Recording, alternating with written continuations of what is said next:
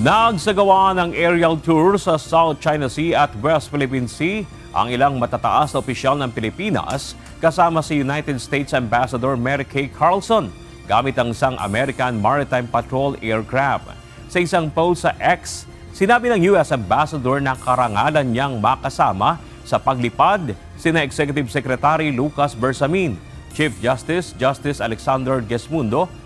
Presidential Assistant for Maritime Concerns Secretary Andres Centino at Philippine Coast Guard Commandant Admiral Ronnie Hill Gaban. Binigyan din naman ng embahada ng US na bahagi ito ng regular na ugnayan ng dalawang bansa upang talakayin ang mga isyong may kinalaman sa batas na pangkaragatan at seguridad sa rehiyon.